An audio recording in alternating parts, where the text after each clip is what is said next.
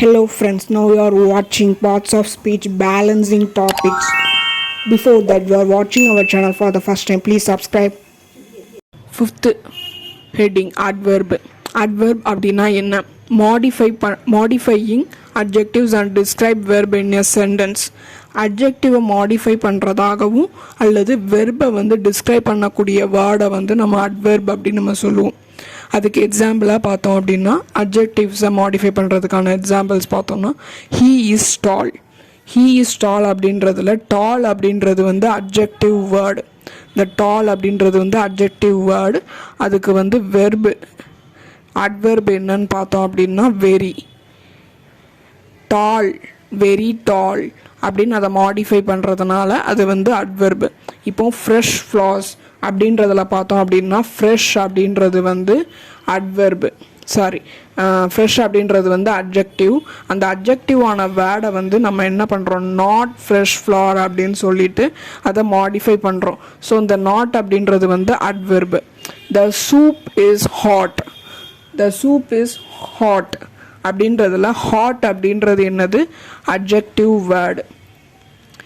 அப்படின்னா அந்த அட்ஜெக்டிவ் வேர்டை டூ ஹாட் அப்படின்னு சொல்லிட்டு இது மாடிஃபை பண்ணுது. ஸோ இந்த டூ அப்படின்றது அட்வெர்பு.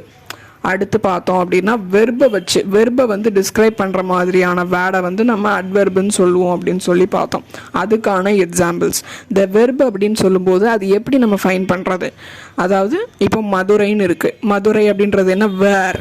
இந்த மாதிரி நம்மளுக்கு அந்த வெர்பை டிஸ்கிரைப் பண்ணுற மாதிரி எப்படி டிஸ்கிரைப் பண்ணணும் அப்படின்னா வென், வேர், ஹவு, விச் இந்த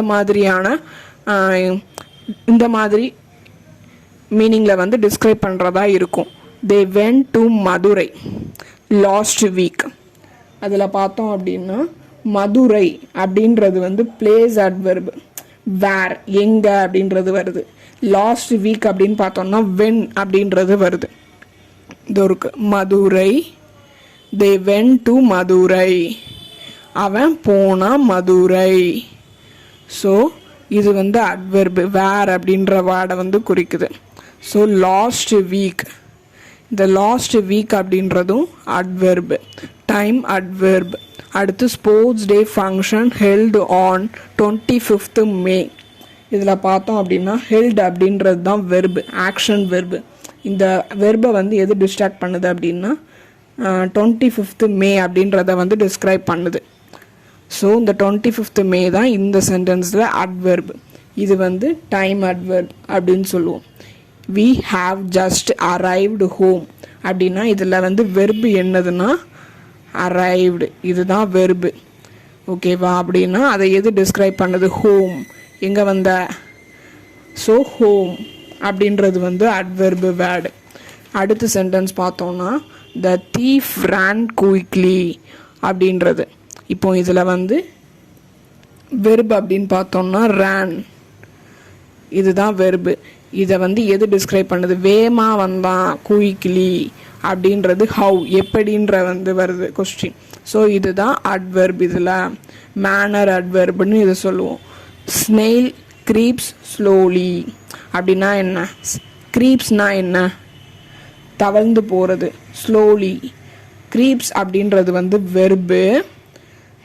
ஸ்லோலி, மெதுவா அப்படின்றது அதை டிஸ்கிரைப் பண்ணுது, வெர்பை டிஸ்கிரைப் பண்ணுது. க்ரீப்ஸ் தவழ்றான், க்ரீப்ஸ் அப்படின்னா தவழ்றான், ஸ்லோலி மெதுவாக தவழ்றான். ஸோ இதுதான் அட்வெர்பு. அடுத்து பார்த்தோம்னா ஹீ பிஹேவ்டு ரூட்லி. பிஹேவ்டு அப்படின்றது வெர்பு.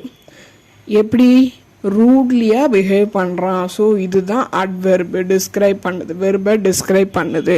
ஓகே, நம்ம இப்போ அட்வெர்ப் அப்படின்னா என்னன்றதை பார்த்துட்டோம். நெக்ஸ்ட்டு ப்ரிப்போசிஷன் அப்படின்னா என்னன்னு பார்க்க போகிறோம்.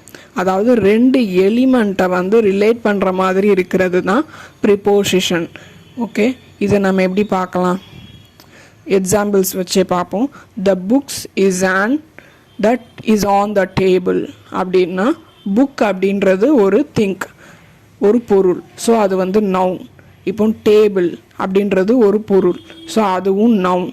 இந்த ரெண்டு எலிமெண்ட்டையும் எது ரிலேட் பண்ணுது அப்படின்னா ஆன் அப்படின்ற வேர்டு வந்து ரிலேட் பண்ணுது. ஸோ இந்த ஆன் அப்படின்ற வேர்டு தான் preposition. He sat beside me.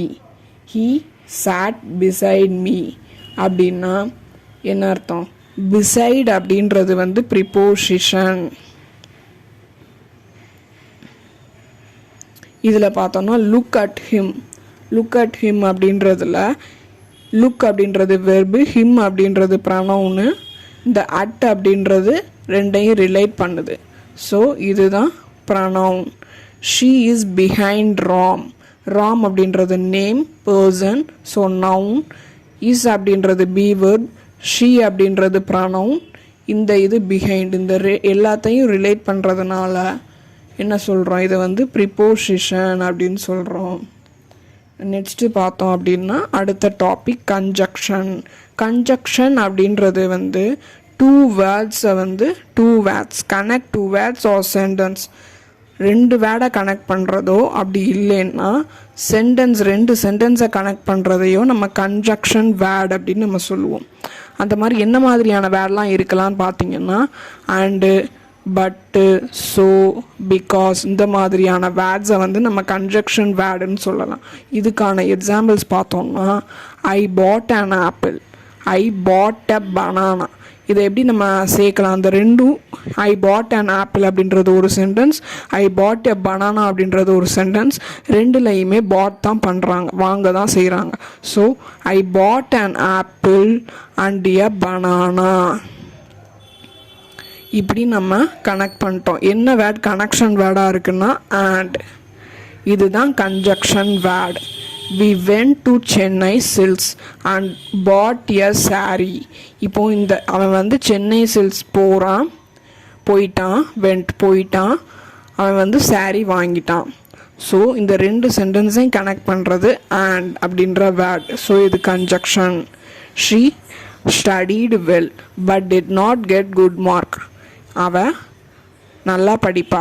She studied well, ஆனால் but did not get good mark, அவள் நல்ல மார்க் வாங்கலை. ஸோ இந்த ரெண்டு சென்டென்ஸையும் கனெக்ட் பண்ணுற வேர்டு தான் பட். இது கன்ஜக்ஷன் வேர்டு.